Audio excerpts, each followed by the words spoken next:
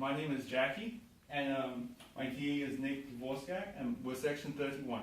Today I'll be presenting to you the Staples Inc. China and Taiwan expansion proposal. Staples' current obstacle, we've noticed that Staples has been, over the past few years, there's been a trend of decreasing revenue. As you can see, total revenue in 2012 to 14 over the past 3 years has decreased from 24 billion to 23 billion to 22 billion. This is basically a rough estimate of $2 billion that Staples has lost over the past 3 years of this short span. So, here as you can see, the chart is the sales revenue for Staples Inc. from 2012 and 2014. As you can see the downward sloping from 24 billion to 23 to 22 in January of 2014.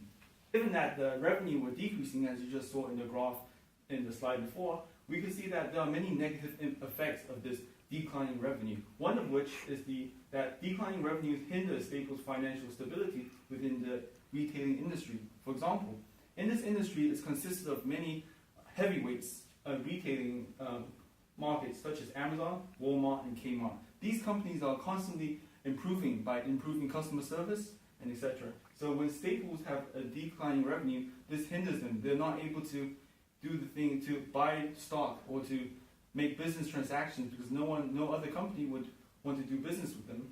Second is, if this problem of negative revenue continues, Staples may lose the ability to compete with rivals, given that this industry is highly competitive. Thirdly is that one of the most recent downfalls is Staples has already closed multiple stores in order to cut losses. The proposed solution that I have for Staples' problem of declining revenue is the international market. A possible solution to revenue is to invest in foreign markets, given that domestic markets are highly competitive and fueled by Amazon and Kmart, all these other strong companies. So, the plan is to establish 10 new chain retail stores between China and Taiwan.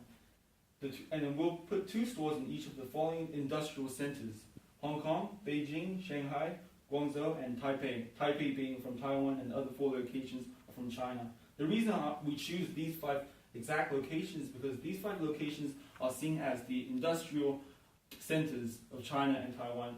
Most people shop here and they do business here, and it creates great business opportunity for a company like Staples to generate revenue. Intuitively, the budget per store is cut into 2 parts. The first one is the building cost and the second is the advertisement cost. So now, for the first one, each individual store will require $10 million of building costs. Now, this $10 million is divided into 3 subsections.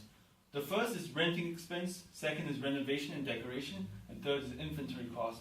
Now, one thing to note here that's really important is we are renting our buildings as opposed to buying it. Therefore, this will minimize our expense because when you rent something, it's much cheaper than buying, something that's probably a land that's probably worth, $20 million. Therefore, this will cut down the expense and allow Staples to increase revenue. The second part of this is the advertisement cost, which will also be $10 million. This $10 million will be shared among magazine, websites, outdoor display, and promotional activities. Again, the important thing to notice here is the promotional activities. This will probably cost the most, and the reason being is because in order for us to get customers in the first place, we need to provide some type of incentive for them to come because, as you may know, Staples is not well known in China. Therefore, for these promotional activities, they serve as somewhat of catalysts to bring customers in to gain trust from them. So just to illustrate what I was talking about, as you can see, this is the pie chart that we currently have for the building cost. The individual store, 10 million allocation, in which 40% will be allocated towards the inventory, 30% towards renovation and decoration, and 30% to rent and expense. So therefore, that adds up to 100%. In the second expense, we have the advertisement cost, which is also 10 million. And as you can see, 40%, which is most expensive, will go to promotional activities, 15% to outdoor display, 15% to websites, and 30% to magazine. After hearing my plan, intuitively, you might be thinking, well, why would this work? $200 million is a lot of money, and Staples already have a diminishing revenue. Well, here I have 3 reasons why it will work. Firstly, China and Taiwan are new demographics to Staples Inc. For example, given that most rival companies in America are already developed, it's very hard for Staples to generate revenue in America, given the mass amounts of competition. Therefore, investing in China would allow Staples to generate quick revenue without much pressure from any of the other domestic companies in the US example, which is Amazon. The second example is that numerous business companies from all over the world today go to invest in China and Taiwan.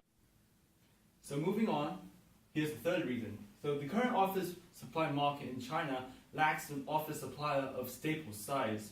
Intuitively, Staples should take advantage of this.